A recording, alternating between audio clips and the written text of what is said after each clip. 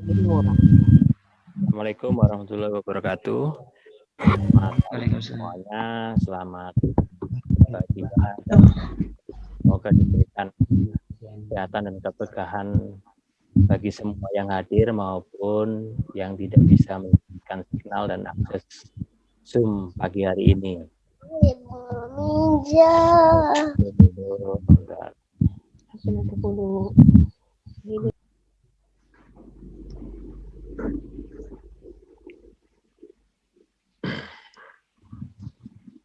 Pada pagi hari ini saya mengangkat tema entrepreneurship modern. Jadi kawan-kawan yang semua yang ada di ruangan ini nanti akan diberikan materinya oleh panitia. Perkenalkan, nama saya Ari Prabowo dari Surabaya sebagai founder KJ Indonesia yang pada hari ini sampai dengan hari ini diberikan amanah di beberapa organisasi yang alhamdulillah semuanya fokus di pemberdayaan ekonomi masyarakat. Saya ingin kawan-kawan tulis di kolom chat ya supaya tahu apa itu entrepreneurship. Nah, coba dituliskan. Kewirausahaan, oke, siapa lagi? Nah, kewirausahaan atau entrepreneurship itu proses. Jadi proses mengidentifikasi, mengembangkan, serta membawa visi ke dalam kehidupan. Visi tersebut bisa berupa ide, peluang, atau cara yang lebih baik dalam menjalankan sesuatu. Nah, sesuatunya ini nanti kita bahas. Nah, sedangkan entrepreneurship sendiri itu berasal dari bahasa Prancis yang berarti antara atau mengambil. Jadi pada saat sekarang dikenal kewirausahaan, kata ini sudah ada di belahan dunia lain, dimunculkan untuk menggambarkan orang-orang yang berani mengambil risiko dan memulai sesuatu yang baru. Sesuatu itu apa? Nah, jadi mindset-nya seperti yang tadi narasumber 3 di depan tadi, kita harus bisa mengimplementasikan baik itu dalam organisasi, pekerjaan, kewirausahaan, atau ide-ide baru. Misalnya tadi ada paparannya Pak Nazikin tadi tentang IT. Nah, itu nanti kita bisa mengambil ide-ide baru dari situ. Cara pandang. Nah, kita hari ini diberikan kesempatan untuk menyimak banyak narasumber. Saya berharap semua yang ada di sini punya cara pandang atau mindset yang segera mengambil langkah.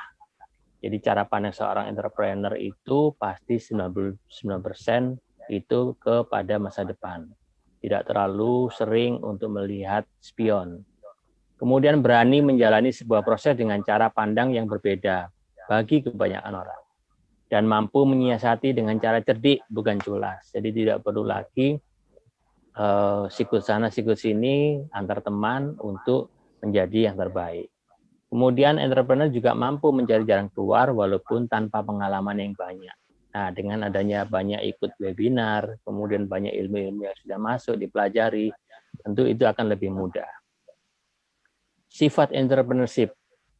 1, percaya diri. 2, berorientasi pada tugas dan hasil, pengambilan risiko, dan punya kepemimpinan. Serta keoriginalan, jadi tidak follower. Kemudian orientasinya jelas masa depan dan punya kreativitas inovasi. Nah, inilah sifat-sifat entrepreneurship yang saya berharap kawan-kawan di sini punya minimal untuk disampaikan kepada kawan-kawan lainnya. Nah, saya ingin punya 2 gambar ini. Kalau melihat 2 gambar ini, menurut kalian produk apa yang bisa dibuat sebagai seorang entrepreneur? Nah, satunya ada minuman, satunya ada bunga. Nah, ada sekumpulan bunga di situ. Nah, jadi ada banyak yang bisa dikerjakan seorang entrepreneur kalau diberikan dua produk ini. Yaitu kuncinya adalah ide kreatif. Nah, di gambar itu menyajikan, menunjukkan, dan menampilkan sebuah piring untuk hiasan yang bisa lebih kreatif dengan ditampilkan kata-kata, motivasi, dan lain-lain. Jadi kembangkan sebuah usaha dengan ide kreatif, jangan memulai usaha atau mempertahankan usaha dengan ide saja, tapi harus dikembangkan. Ide kreatif dapat digali dan dikomunikasikan dengan sesama komunitas. Nah, jadi kalau punya ide itu harus diomongin kepada orang lain. Nah, di kolom chat kalian bisa tuliskan kira-kira apa ide kreatif yang kalian ketahui di bidang fashion, pertanian, jasa, dan lain-lain, itu akan memotivasi.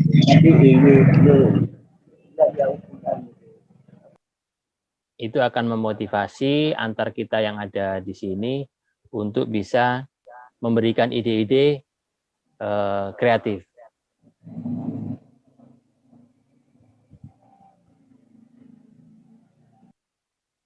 Oke. Nah, kalau menjalankan usaha atau wirausaha, ikutilah passionmu ya. Jadi misalnya kalian passionnya di fashion, ya kan?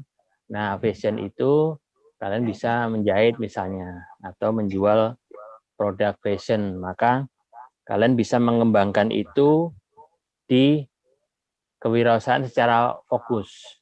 Jadi jalankan bisnis sesuai dengan passion, membuat kalian tidak gampang menyerah. Karena itu memang di bidang kalian.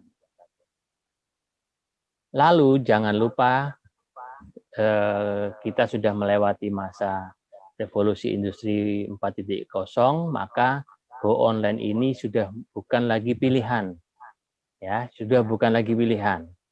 Bisnis go online ini akan menjangkau pasar yang lebih luas tanpa jarak, ya, tanpa terbatas waktu, dan potensi keuntungannya cukup besar. Jadi mindset-nya kalau kalian tinggal di Kalimantan itu tidak hanya memikirkan pasar di Kalimantan saja, tapi juga di luar negeri bisa.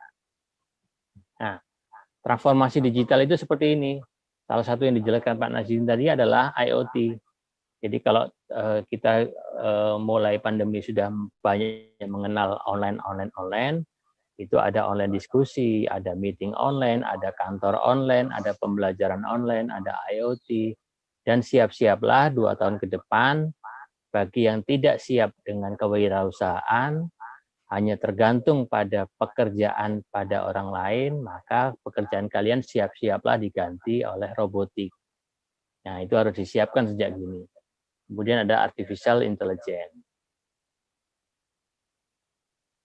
Nah, potensi yang kita lihat dari data ini, bahwa dari 260 juta penduduk Indonesia, 355 jutanya itu pegang handphone atau punya handphone. Berarti satu orang bisa lebih dari satu.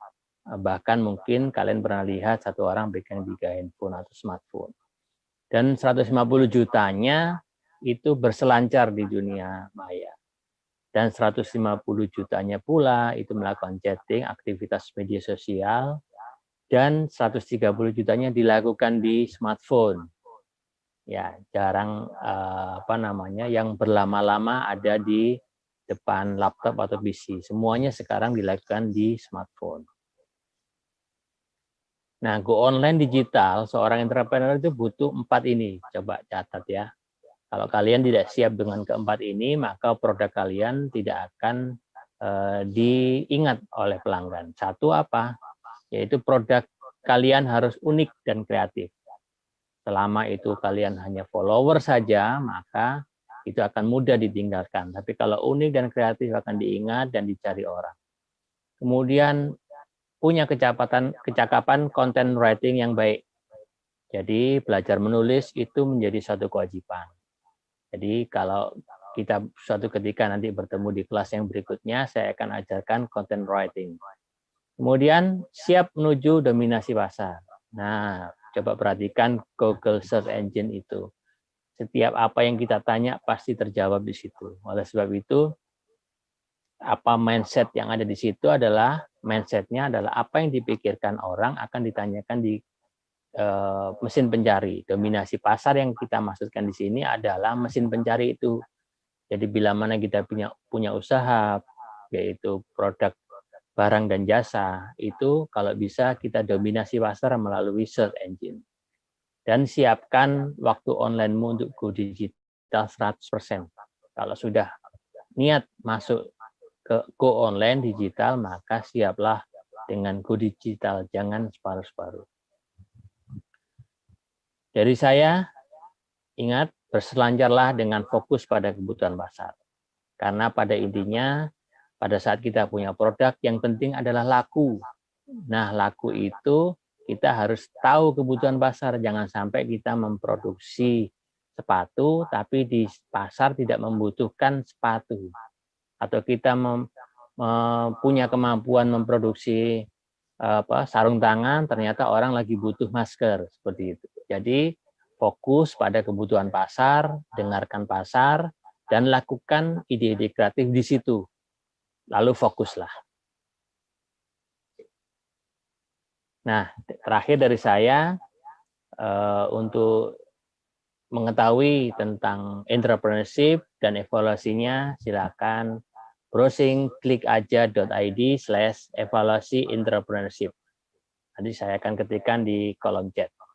Sampai ketemu, dari saya Ari Prabowo, fasilitator, konsultan, dan mentor dari KJ Indonesia. Wassalamualaikum warahmatullahi wabarakatuh.